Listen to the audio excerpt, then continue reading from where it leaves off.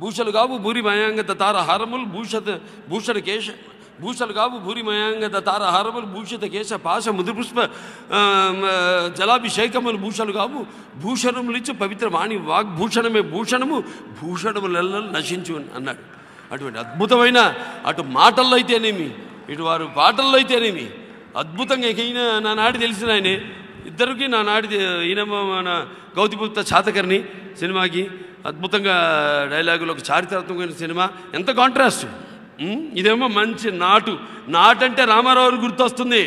ఆయన నటిస్తే పౌరాణికాలు జీవం పోసుకున్నాయి, జానపదాల జావలీలాడాయి, అలాగే సాంఘికాలు సామాజ వర్గమనాలు అయ్యాయి, అలాగే పద్యం పదునెక్కింది, పాట నాటు కట్టింది, కళమ తల్లి కలకలలాడింది, కన్నులు పండుగ చేసుకుంది, కలకలమ్మింది. NTR, that is NTR. చాలా రకరకాల పాత్రలు చేసే అవకాశం ఈ జన్మకు లభించిందంటే అది నా అదృష్టం. అందుకే ఇంకా కుర్రాళ్ళలాగా ఉన్నానంటే అదే నాకు సీక్రెట్. 24 గంటలకు సినిమా, లేదా నా హాస్పిటల్, లేదా నా నియోజకవర్గం హిందూపూరు, వీటి గురించి తప్ప. చాలా అద్భుతంగా రాశారు వాళ్ళు డైలాగులు కానీ. ఆయనేమో రామ్ జోగి శాస్త్రి గారు పాటలు అయితేనేమి ఒక్కొక్క పాట నాకు కరెక్ట్గా నా ఆహార్యానికి సరిపడిన ప్రతి పాట. జయబాల కానివ్వండి, బావా సుగుణ సుందరి, మావా మనోభావాలు దెబ్బతిన్నాయి, అన్నీ కూడా నా యొక్క నిజ పైన బయట నేను ఎలా ఉంటాను అలా. ఎందుకంటే మాకు అన్స్టాపబుల్ ఒకటి ఉంది. రవి గారేని మత్స రవి గారు ఇందో ఆయన అన్స్టాపబుల్లో బాగా మాకు ఆయనే రాస్తున్నారు స్క్రిప్ట్. అంటే స్క్రిప్ట్ రాసుకుంటాం, దాన్ని అక్కడికక్కడ ఎలా అక్కడికక్కడ ఫీలింగ్ ఎలా అనిపిస్తే అలా మనం మాట్లాడటం. సో దానమ్మ మొగుడు షోలో అయింది, టాక్ షోల్లో. దానికి మరి రవి గారు తెలుసు నేను అన్స్టాపబుల్ అని ఒక పాట పాడాను. అది వస్తుంది త్వరలో, మీ ముందుకు వస్తుంది. అది కూడా అక్కడి నుంచి మొదలైంది అన్స్టాపబుల్ టైటిల్ అన్నది. అలాగే ఇక ప్రతి ఒక్కళ్ళు నటీనటులు అందరూ కూడా ఇక ముఖ్యంగా ఈ సినిమాలో విలన్స్ ఇద్దరు నాకు. ఒకటేమో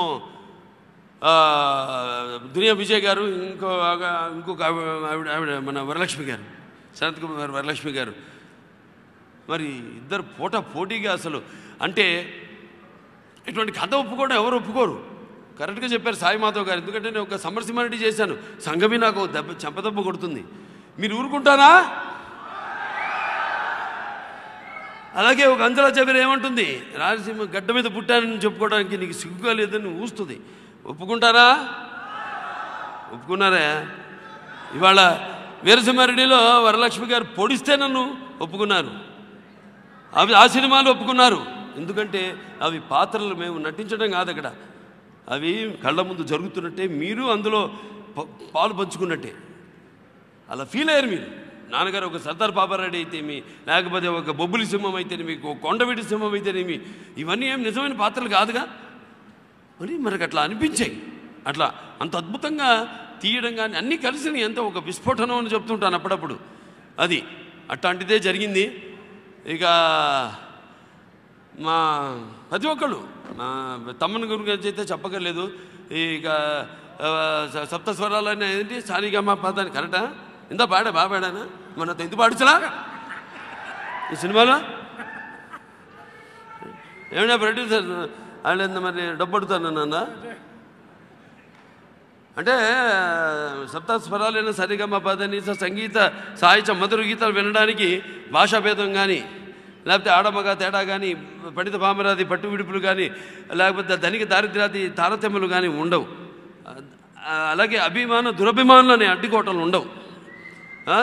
విశ్వామిత్రుడు మరి ఏమేడు మేనక సరస సల్లాప సంగీత సాహిత్య మధుర గీతానికి తపస్సు నుండి ప్రపంచ అనుభూతికి వచ్చాడు.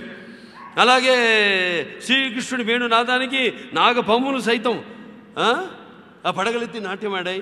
అలాగే శ్రీకృష్ణుడి వేణుగానానికి గోవులం అన్నీ కూడా మేపు మాని మోకరిల్లాయి అని మనం తెలుసుకున్నాం. అటువంటి అద్భుతమైన ఎటువంటి సినిమానైనా అంటే ఎటువంటి సినిమానంటే ఇప్పుడు ఈయన మీద ఒక పెద్ద కంప్లైంట్ ఉంది. ఏంటంటే ఈ సబ్బూఫర్లు వెళ్ళిపోవడం, నోటీస్ బోర్డులు బయట. మా వాళ్ళు మనం ఊరుకుంటామా?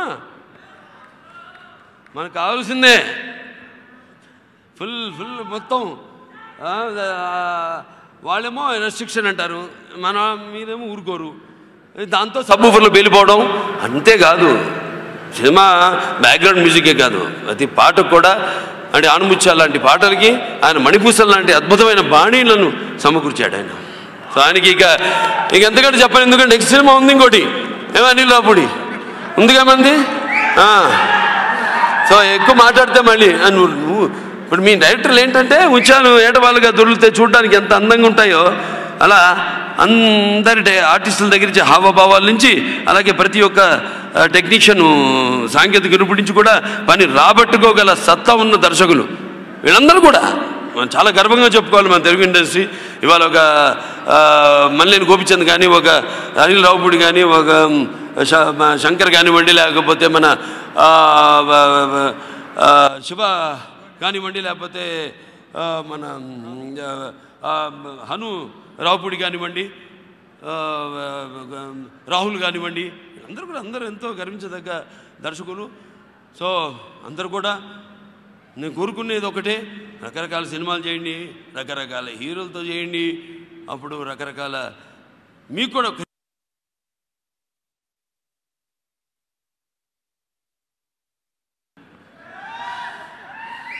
ఏవో మాట్లాడేశాడు.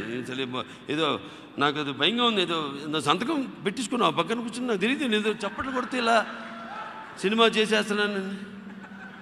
ఏమే మనలో కూడా ఉంది కొంచెం కామెడీ టచ్. నారి నడుము రారి అనసీమ గారు అల్లుడు. సరే ఏదైనా మన ఫైట్ మాస్టర్స్ ఉన్నారు, దునియా విజయ్ గారి గురించి చెప్పాలి. ఒకటి మెచ్చుకోవాల్సింది ఏంటంటే కన్నడ తెలుగు మా ఇండస్ట్రీస్కి ప్రజలకి, ఇప్పుడు నేను హిందూపూర్ అంటే ఆల్మోస్ట్ కర్ణాటక ఏముంది, మా చిక్కబల్లాపూరు బాగేపల్లి నుంచి అటు వెళ్తే మాకు 45 నిమిషాలు కొడికొండ చెక్ పోస్ట్, అటు నుంచి మా హిందూపూర్ అక్కడి నుంచి స్టార్ట్ అవుతుంది నా కాన్స్టిట్యువెన్సీ. సరే ఎందుకో అక్కడి నుంచి నాన్నగారిని ప్రాతినిధ్యం వహించడం, మళ్ళీ తెలుగు దాంట్లో అన్నారుగా నాన్నగారు తెలుగు తేలయన్న దేశంపు తెలుగు ఏను తెలుగు వల్లపుండ తెలుగు ఒకండ ఎల్ల నుపులు గొలు వెరుగువే భాషాడి దేశ భాషలందు తెలుగు లెస్స అని ఒక శ్రీకృష్ణదేవరాయలు అన్నాడు. ఇవాళ మా హిందూపూర్లో కూడా నిన్నే వెళ్ళి శ్రీకృష్ణదేవరాయలు విగ్రహం కోసం అక్కడ భూమి పూజ చేయడం జరిగింది మా అక్కడ. అంటే వీళ్ళు మన కాపులు, కాపు సమాజ వర్గానికి సంబంధించిన ఆయన కాబట్టి ఎంతో ఆనందంగా అనిపించింది నాకు. అలాగే ఇప్పుడు ఇవాళ శివన్న గురించి చెప్పుకోవాలి. రాజ్ కుమార్ గారు అబ్బాయి ఒక గౌతమిపుత్ర శాతకర్ణిలో ఒక పాట చేశాడు ఆయన నా కోసం. ఒకే ఒక మాట అన్నాను డైరెక్టర్తో, అన్నాను వాళ్ళు వీళ్ళు చేస్తే బాగుండదండి, శాతకర్ణి గురించి చెప్తుంటే దానికి ఒక స్థాయి కావాలి. ఎవరిని అన్నారు, నేనే అన్నాను శివన్న అయితే బాగుంటుందండి అన్న. అలాగే అన్నారు, నేనే ఫోన్ చేసి నేను మాట్లాడా కాబట్టి అడిగాను కాబట్టి ఆయన ఒక్క పాట చేశాడు శాతకర్ణిలో. అంత గొప్ప హీరో కొడుకు అయ్యుండి. అలాగే ఇవాళ మరి నేను ఇంత చెప్పా భాషాభేదం లేదు సినిమాలంటే అని, అలా మన దునియా విజయ్ గారు అద్భుతంగా పాత్రని ఇప్పుడు చూస్తే ఇలా ఉన్నారు ఆయన, మన గుర్తుపట్ల ఎవరు ఇలా అంటుంటే అంటున్నా నేను. తర్వాత ఒకసారి అసలు సినిమాలు చూడండి, ఆంగికం అసలు ఎలా ఉంది, వాచకం అదే దాన్ని చేసిన కన్నడ సినిమా అది చూడండి. మరి ఇవన్నీ పాత్రలోకి వెళ్ళినప్పుడు మరి అంత బాగా అద్భుతంగా పాత్రలో జీవించినందుకు ఎంతో ఓపికతో ఎన్నో రోజులు అట్లా మేకప్ వేసుకుని, అంటే ఒకళ్ళ తర్వాత ఒకళ్ళకి దాన్ని అంటే దాన్ని దీని ప్రకారంగా వెళ్తాం, స్టోరీ ప్రకారం, అంటే దీని తర్వాత ఏది సన్నివేశం అయినా అలా ఎంతో ఓపికతో. సో ఈ సినిమా మీద ప్రతి ఒక్కరు, ఈ సినిమా పైన పనిచేసే ప్రతి ఒక్కరు కూడా శంకర్ మాస్టర్ గారు ఉన్నారు. ఆయన అద్భుతంగా లోపల ఇండోర్లో పాట అయితే ఏంటి, లేకపోతే మన థీమ్ సాంగ్ జయబాలయ్య చాలా అద్భుతంగా. అలాగే రామ్ లక్ష్మణ్ మాస్టర్లు ఇందాక చెప్పారు ఇట్లా పోరాటాలంటే తమని చెప్పాడు ఇందాక. అది పోరాటాలంటే ఒక స్క్రిప్టే అది అని, అంటే స్క్రిప్టు దానికి ఎంత మూడు ఉండాలి, ఎంత మీటర్ ఉండాలి, దానికి ఎంత లెంత్ ఉండాలి. ఇవాళ మనకి ఏంటంటే ఇదివరకు తీస్తూ పోయేవాళ్ళం 600 అడుగులు వచ్చేది ఫైటు, ఆ తర్వాత దాన్ని 200కో 250 అడుగులకో కట్ చేసేవాళ్ళం. అట్ట కాకుండా కరెక్ట్గా ఎంత కావాలో అంత. ఇప్పుడు అందరూ కూడా వెంకట మాస్టర్ గారు కానివ్వండి, అందరూ కూడా ఎంతో అద్భుతంగా. అలాగే మా డిఓపి గురించి చెప్పుకోవాలి. ఆయన మన రిషి పంజాబీ గారు చాలా అద్భుతంగా చేశారు. అలాగే దాని కొంత భాగం ప్రసాద్ గారు కూడా చేశారు ఆయనకి. అలాగే విష్ణు గారికి, డిఓపి కెమెరామెన్ డిఓపి విష్ణు గారికి, వాళ్ళందరూ కూడా ఎంతో అద్భుతంగా ఆ టైంకి. అంటే 3 జోన్స్ ఉన్నాయి దీంట్లో. అంటే 3 బాలకృష్ణలు, ఒకడేమో వీరసింహారెడ్డి, అదేమో వృద్ధుడుగా ఉన్నప్పుడు, దాని తర్వాత అతని ఫ్లాష్ బ్యాక్, మళ్ళీ ఇటు జయసింహారెడ్డి, ఇవన్నీ కూడా ఎంతో అద్భుతంగా. అంటే టర్కీలో షూట్ చేయడం, టర్కీని ఎంతో అందంగా చూపించడం. అలాగే ఇక మన హనీ రోజ్ ఉంది, ఆవిడ అదృష్టం. అంటే నేను అంటాను, ఎంతో వెతుక్కుంటూ నేను వస్తేనే తప్ప అటువంటి పాత్రలు రావు సామాన్యంగా. అంటే ఒక సావిత్రి గారు అయితేనేమి, ఒక శారద గారు అయితేనేమి, వాళ్ళు అంటే ఆ టైంలో నాన్నగారు చేస్తుంటే బహుశా నాన్నగారి పక్కన వాళ్ళు చేసి ఉండేవాళ్ళు ఈ పాత్రని. నాన్నగారు ఇచ్చారు శారద గారికి మొదటి బ్రేక్ అంటే చేంజ్ ఆఫ్ ఇమేజ్. చండశాసనుడు సినిమాలో అంతవరకు ఆవిడ పేతాస్ హీరోయిన్, ఏడిపించేసేది అందరినీ. ఒక్కసారి కర్ర ఇచ్చే తలపాగా కట్టి ఆ సినిమాలో రామారావు గారికి ఎదురుగా ఆవిడ ముందు భయపడిపోయింది. నిలబెట్టి డైలాగులు చెప్పిస్తే అసలు క్లాప్స్ కొట్టారు. అలాగే ఆవిడ చేత ఒక అనుసూయగా అల్లుడు చేయించాం. కామెడీ భయపడింది ఆవిడ. ఇండస్ట్రీ అంతా నమ్ముకుంది. ఈవిడ చేత కామెడీ చేయించడం ఏంటారు ఈవిడ. తర్వాత ఇమేజ్ మారింది కదా, చేయించాం. హిట్ అయింది పిక్చరు. ఎవరిని ఎంతవరకు వాడాలి అండ్ వాళ్ళ ఇన్వాల్వ్మెంట్ చాలా ఇంపార్టెంట్. మేము ఎంత చేసినా కూడా పాప ఆవిడ కూడా అహర్నిశలు ఆ పాత్ర గురించి ఓ మంచి పాత్ర దొరికింది నాకు అని ఎంతో అద్భుతంగా నవరసాలను పండించింది ఆవిడ. అటు పాటలో గ్లామర్ అయితేనేమి, ఇటు ప్యాథోస్ అయితేనేమి చాలా అద్భుతంగా అసలు నటించింది ఆవిడ. ఆవిడ నిజంగా మహానటి నేను చెప్పుకోవచ్చు.